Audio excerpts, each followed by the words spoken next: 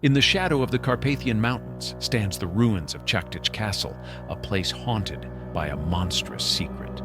For centuries, its name has been whispered alongside a legend of unspeakable horror, a tale of screams in the night of disappearing girls, and of a noblewoman whose vanity was matched only by her cruelty. Her name was Elizabeth Báthory. To history, she is known as the Blood Countess, the most prolific female serial killer who ever lived. The legend is as grim as it gets. She is accused of torturing and murdering more than 600 young women, and in a final act of grotesque vanity, it's said she bathed in the blood of virgins to preserve her own youth, becoming a real-life vampire. But is this horrifying story true? Could one woman be responsible for such industrial-scale evil, operating for decades without consequence? Or is the tale of the Blood Countess not the history of a monster, but the history of a takedown, one of the most successful and brutal character assassinations of all time? It turns out that when a powerful woman with immense wealth stands in the way of ambitious men, it's remarkably easy to paint her as a monster. Welcome to Cursed Chambers, where we find that history's most enduring villains are often created not by acts of evil, but by acts of political convenience. Before we dive into the ghoulish specifics of the accusations against Elizabeth Báthory, we need to understand the world that created her. This isn't a simple fairy tale kingdom. The Kingdom of Hungary at the turn of the 17th century was a jagged, violent, and paranoid place. It was a pressure cooker of political ambition, religious strife, and constant brutal warfare. To understand the story of the Blood Countess, you have to understand this world, because the real monster in this tale might not be a person, but the place itself. Our story unfolds in what was then called Royal Hungary. Think of it less as a country and more as a perpetual war zone. For over a century, this land had been the front line, the bloody Christian shield against the expansion of the Ottoman Empire. This wasn't a distant, abstract war fought by professional armies. This was a daily reality. Turkish raiding parties were a constant threat, sweeping across the border to pillage, burn, and carry off villagers into slavery. The air itself was thick with fear. Children grew up with stories of janissaries, not boogeymen. Life was cheap and brutality was a common language spoken by all sides. This constant state of war created a society that was highly militarized, deeply suspicious of outsiders, and accustomed to a level of violence that would horrify us today.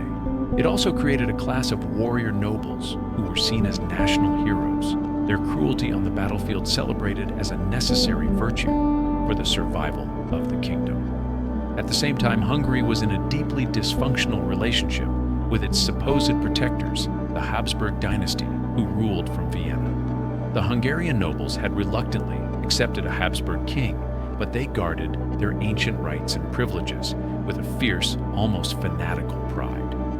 The king in Vienna was their sovereign, but the powerful Hungarian magnates who ruled vast estates often acted like independent kings themselves.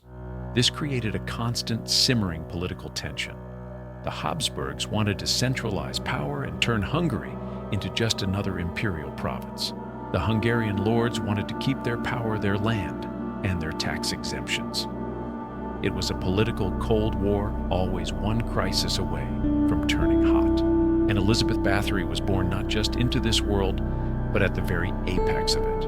Her family wasn't just noble. In many ways, they were the state.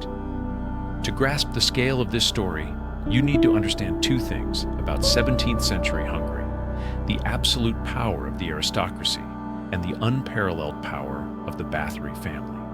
First, the aristocracy. The great magnates of Hungary were a different breed of noble. Their power was almost absolute. On their own vast estates, they were the law. They could levy taxes, raise private armies, and most importantly, they held the right of high justice, the legal right to inflict any punishment, including torture and execution upon the serfs and servants who lived on their land. Let's put that in modern terms. Imagine if the CEO of a major corporation not only owned the town you lived in, but also had the legal right to have you flogged to death for unsatisfactory work performance. That was the accepted reality for a Hungarian serf. This context is crucial. When we hear stories of Elizabeth being cruel to her servants, we must understand that while it may be monstrous to us, it was not necessarily illegal or even unusual for her time and class. A powerful landowner disciplining her staff even harshly was her right. Second, the Báthory family. If the Hungarian nobility were sharks, the Báthorys were the great white. They were legends. Their family tree was a forest of power. They had been princes of Transylvania, kings of Poland, and cardinals of the church. They were fabulously, almost comically wealthy. Their lands stretched across the kingdom, and their political influence was immense, often rivaling that of the Habsburg king himself. Elizabeth wasn't just a countess, she was a Báthory. This meant she was born with immense privilege, a top-tier education, and a spine of steel. It also meant she came with a very long list of powerful friends and even more powerful enemies. This political landscape was further complicated by religion. The Protestant Reformation had torn through Hungary. The Báthorys were powerful Protestants, specifically Calvinists. The Habsburgs, on the other hand, were the staunchest defenders of Catholicism in all of Europe. This theological divide was also a political one, for the Habsburgs crushing Protestantism in Hungary was a key step to consolidating their own power. This made any powerful Protestant noble like Elizabeth a natural target. And then there was the final fatal piece of the puzzle, the royal debt. Elizabeth's husband, the great war hero Ferenc Nadasdy, had personally financed a significant portion of the king's war against the Turks. He had loaned the crown a fortune. When he died, the crown owed his estate, which now belonged to his widow Elizabeth, a debt so colossal it was roughly equivalent to the entire kingdom's annual revenue, a debt the king had no means and no desire to ever repay. So on this treacherous stage, our key players take their positions. First, there is Countess Elizabeth Báthory herself. After her husband's death in 1604, she became one of the most powerful women in Europe. She was a 44-year-old widow managing a network of castles and estates that was essentially a small country. By all accounts, she was sharp, intelligent, and a ruthless businesswoman who did not suffer fools gladly. She was also, by the standards of the day, a harsh mistress. The records suggest she was known for severely punishing servants who displeased her. But she was also a Protestant matriarch in a kingdom being politically squeezed by Catholics, and she was the single biggest creditor to a king who was desperate for cash. In this world, being a powerful, wealthy, and unprotected widow was not a position of strength. It was a position of extreme vulnerability. She was a prize to be captured. Her late husband, Count Ferenc Nadasdy, the Black Knight of Hungary, a national icon. His heroism on the battlefield was legendary. He was the shield that had protected Elizabeth from the treacherous world of politics. His death was the starting gun for the conspiracy against her. With him gone, she was exposed. The investigator, György Thurzo, the Palatine of Hungary, the highest office in the kingdom after the king. He was on paper a friend and ally of the Báthory family, but he was also a savvy political operator whose ambition and loyalty were ultimately tied to the Habsburg crown. He was the man tasked with solving the king's Báthory problem. He was a wolf sent to guard the sheep. And finally, King Matthias II, the man with the motive. He was a king in need of two things, money and control. Elizabeth Báthory stood in the way of both. Her vast wealth was legally his massive debt.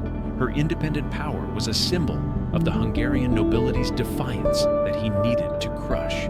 He couldn't afford to pay her, and he couldn't afford to let her be. The board was set. A fabulously wealthy widow, a hero husband in his grave, a scheming political operative, and a bankrupt king. The story that follows is not a simple tale of a monster.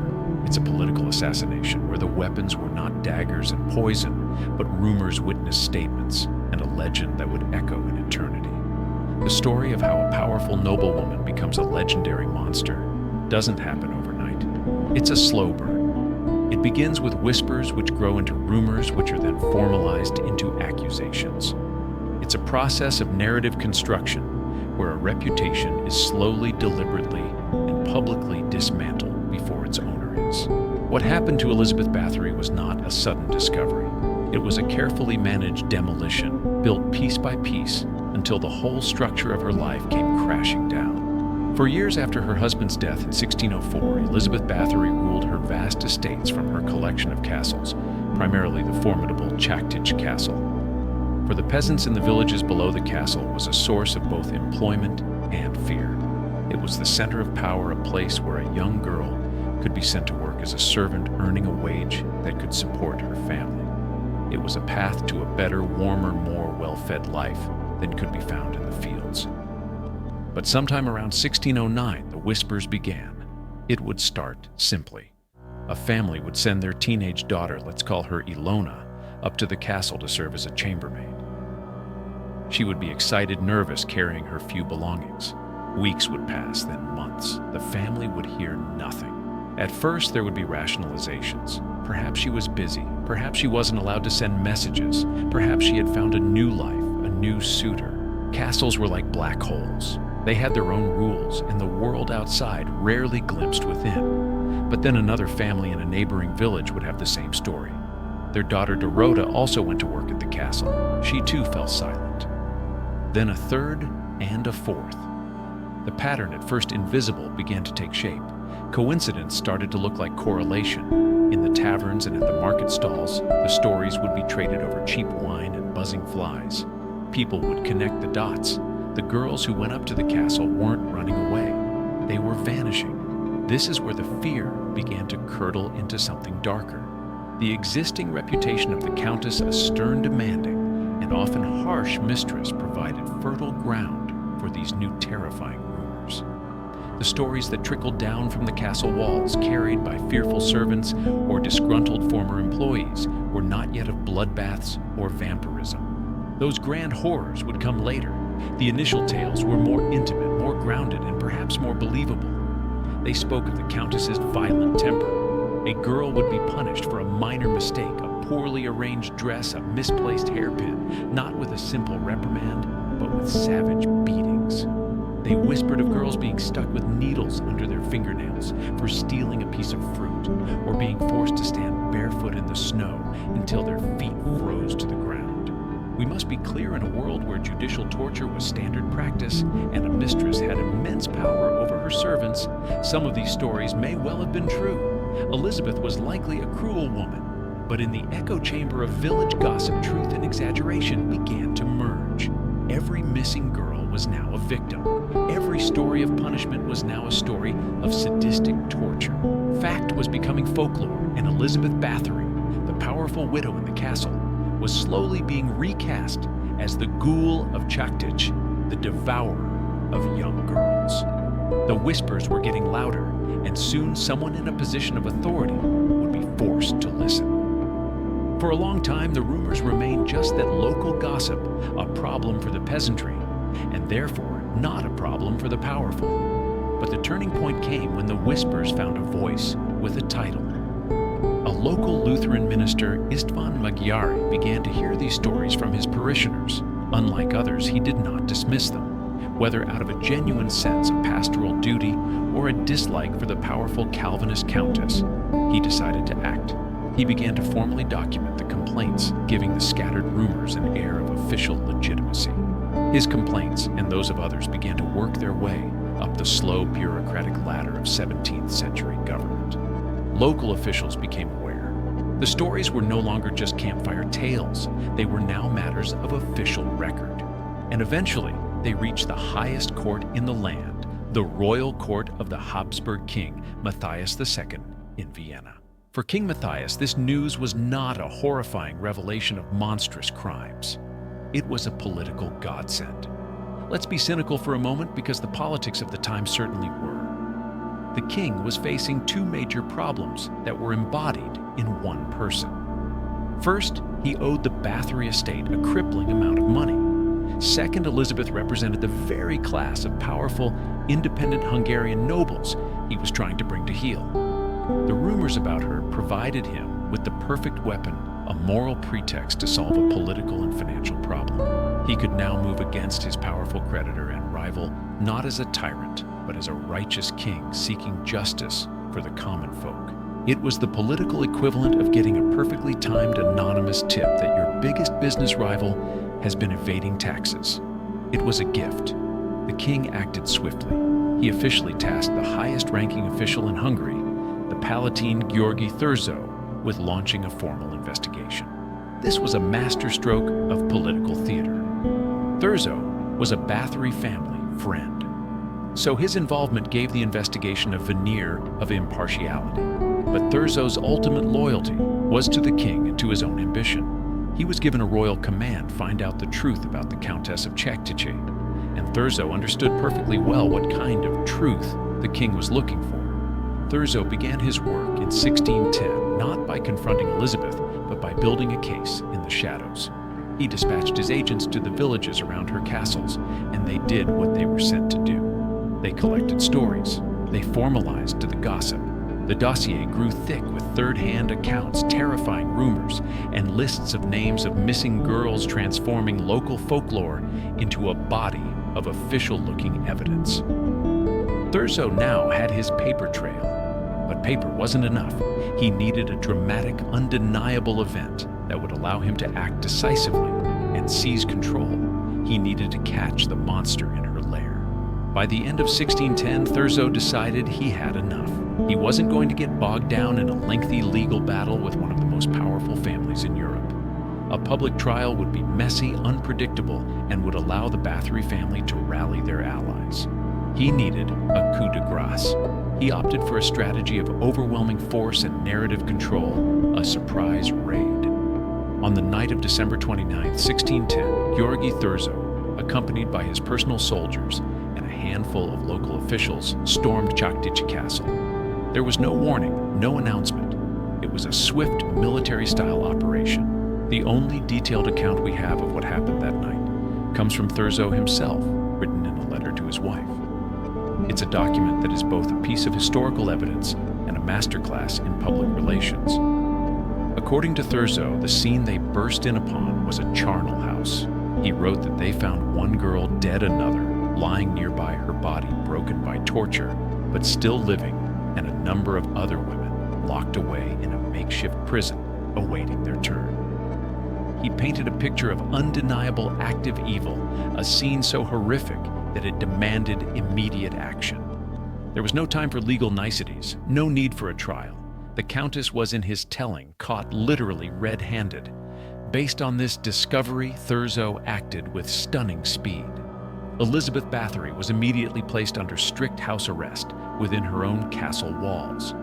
She was never formally charged with a crime, never given a chance to speak in her own defense, never put before a court of her peers. Her alleged chief accomplices, her chambermaids and a manservant, were seized and dragged away to be interrogated. And everyone knew what interrogation meant. The trap was sprung. In a single night, Thurzo had neutralized his target, seized her fortress, captured her key staff, and most importantly, established a powerful, horrifying, and official narrative. He didn't just arrest a woman. He unveiled a monster. The legend of the Blood Countess was no longer just a village rumor. It was now a matter of state, and the story was now firmly in the hands of her enemies. So the raid is over. The Countess is imprisoned, her servants are in chains, and György Thurzo has his shocking headline-grabbing story.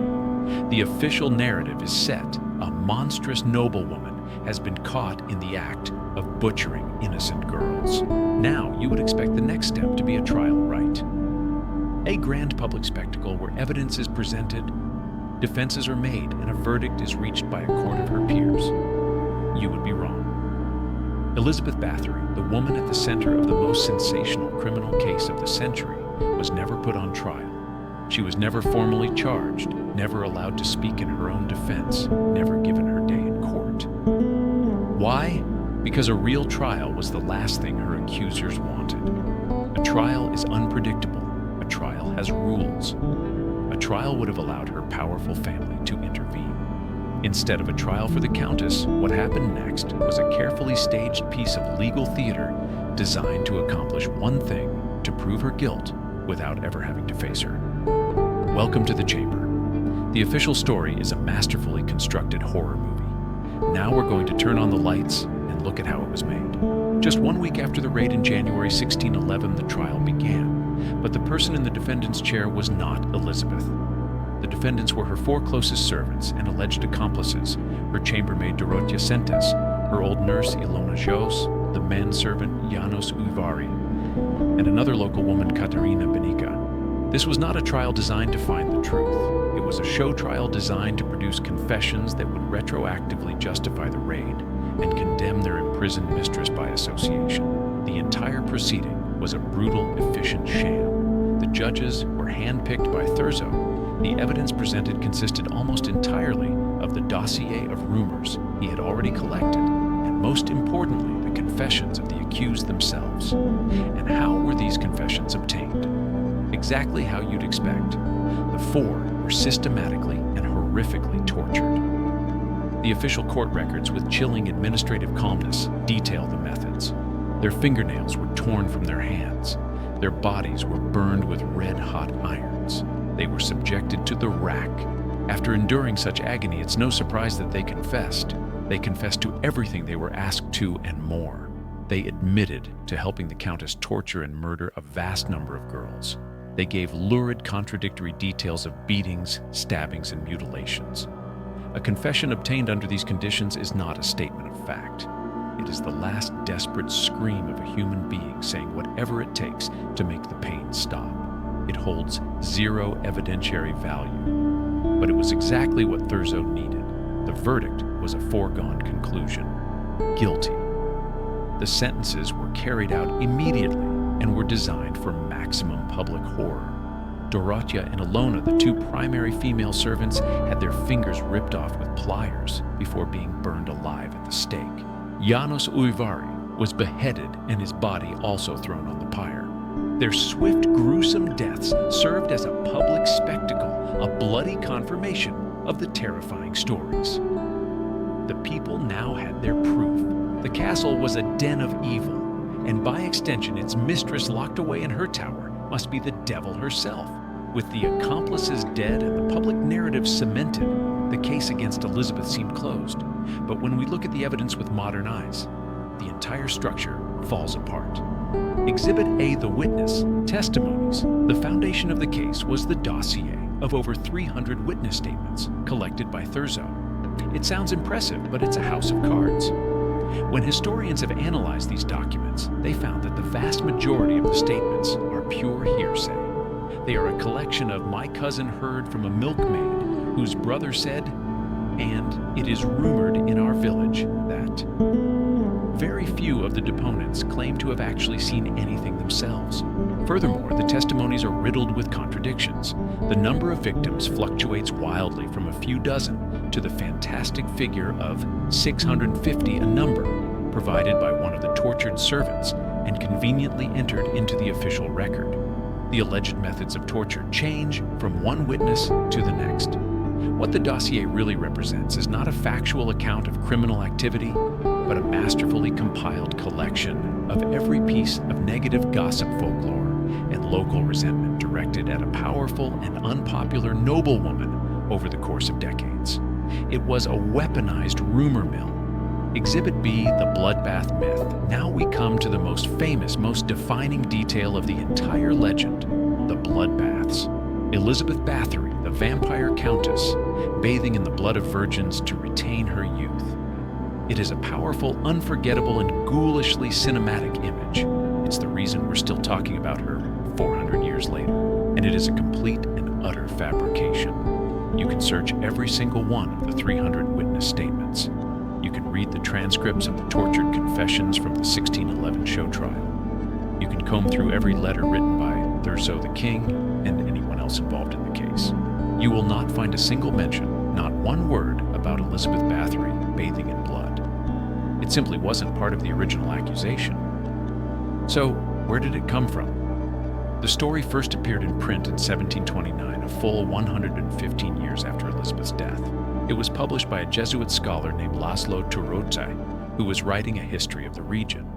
He likely heard it as a piece of local folklore that had grown over the century and included it in his history for its sensational value. It was a later Gothic embellishment that transformed a political case into a supernatural horror story. The single act she is most famous for has nothing to do with the actual historical case against her. It was a horror movie trope retroactively applied to a real person. If the witness testimonies are unreliable hearsay, the confessions were extracted under torture. And the defining myth is a later invention, what is left. What was the real curse of Elizabeth Báthory? The curse was that she was a wealthy, powerful woman who stood in the way of even more powerful men. The case against her was not a criminal investigation, it was a brilliantly executed political assassination. Let's revisit the motives, the real reasons for her downfall. First, the debt. The king owed her a fortune. With her condemned and imprisoned for life, the royal administration simply stopped talking about it. The debt was never repaid. Problem solved. Second, the land. Her vast estates were the grand prize. Following her imprisonment, her lands were carved up. Her sons-in-law were forced to sign over large portions to political rivals, and György Thurzo himself was handsomely rewarded for his efforts. Third, the power. Elizabeth was a symbol of the independent Protestant Hungarian nobility that the Catholic Habsburg king wanted to crush. By making an example of one of the most prominent members of that class, he sent a clear message to the rest: do not defy the crown. The strategy of avoiding a real trial was the key to the whole operation. A public trial would have been a massive political scandal.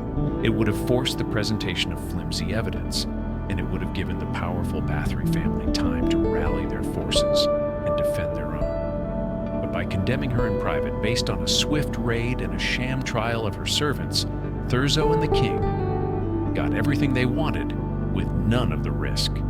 Elizabeth Báthory was not silenced because she was a monster. She was declared a monster so that she could be silenced.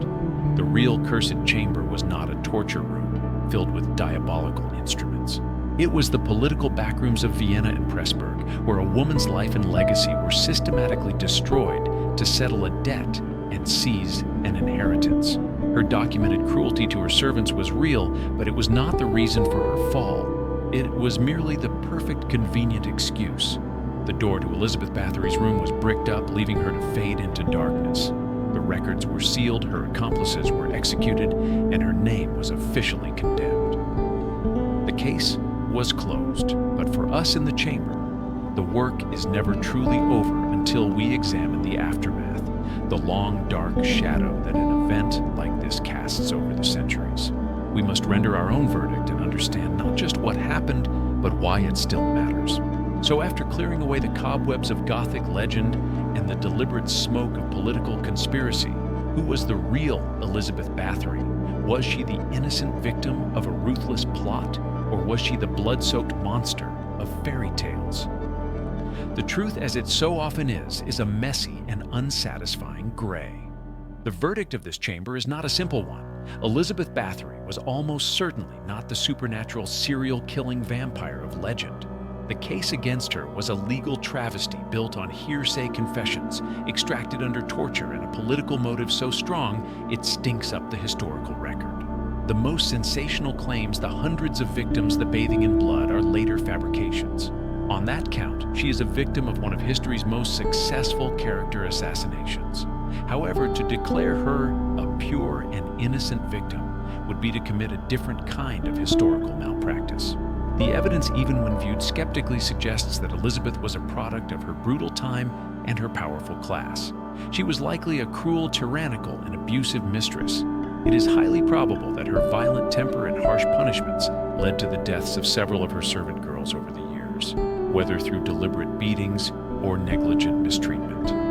Her actions were likely horrific by our standards, but in an era where nobles held the power of life and death over their serfs, her behavior, while extreme, may not have been seen as mass murder. The final verdict, then, is this: Elizabeth Báthory was very likely a cruel and abusive woman, perhaps even a killer on a small scale, but her real crimes were wildly and deliberately exaggerated by her enemies to create a pretext. She was not destroyed because she was a monster. She was rebranded as a monster because she was a wealthy, powerful, and inconvenient woman who needed to be destroyed. The story is not one of a demon, but of a wolf being devoured by an even bigger pack of wolves. The immediate aftermath of Elizabeth's imprisonment was silence. Her powerful family, embarrassed by the scandal, worked to suppress her name.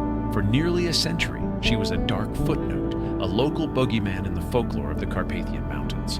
But history is patient, and a story this good is bound to be rediscovered. The transformation from a disgraced political figure into a supernatural icon began in earnest in 1729. This was the year the Jesuit scholar Laszlo Turocses published his book containing for the very first time in print the lurid tale of the Countess bathing in the blood of virgins. This was the spark that lit the bonfire. It was the 18th century equivalent of a wild conspiracy theory on a fringe blog being picked up and reported as fact by a major news network. The story was now codified given the authority of a historical text. From there, the legend exploded. As the Gothic horror movement swept across Europe in the 19th century, writers and artists were desperate for material, and the tale of the Blood Countess was a ready-made masterpiece. She was perfect, a beautiful aristocratic woman, a remote spooky castle, and a ghoulish obsession with blood and eternal youth. She became the archetype for a new kind of monster, the female vampire. Her influence is everywhere. Sheridan Le Fanu's 1872 novella Carmilla, one of the most important early works of vampire fiction, is heavily inspired by her legend. And it's widely believed that Bram Stoker, while researching his 1897 novel Dracula, came across accounts of Báthory's story, blending her historical sadism with Transylvanian folklore to create his immortal Count. The historical Elizabeth Báthory was dead bricked up in her room. In her place, a pop culture icon of pure evil was born. She had achieved the one thing her legend claimed: she always wanted immortality, just not in the way she intended. So why has the myth of the Blood Countess proven so much more powerful than the complicated political truth?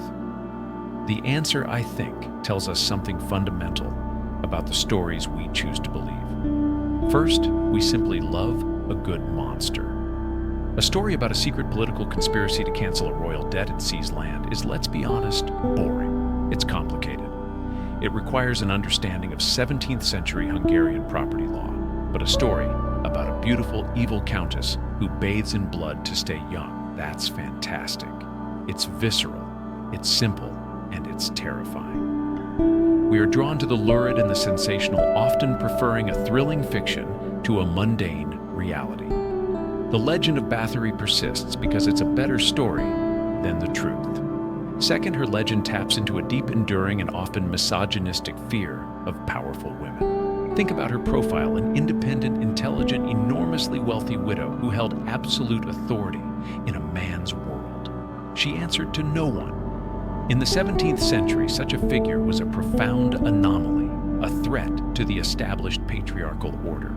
The story of her monstrosity served as a powerful cultural lesson. It equates female power, autonomy, and control with unnatural, sadistic, vampiric evil. It's a way of saying, this is the horror that is unleashed when a woman steps outside her prescribed role. And that leads us to the final, chilling takeaway. History is not simply a record of what happened. It is a story, and that story is almost always told by the winners. Georgi Thurzo and King Matthias II won. They got Elizabeth's land, they canceled the debt, and they controlled the narrative. Her voice was silenced, literally bricked up, and left to die. The story they crafted, that of a depraved monster, was the one that entered the official record.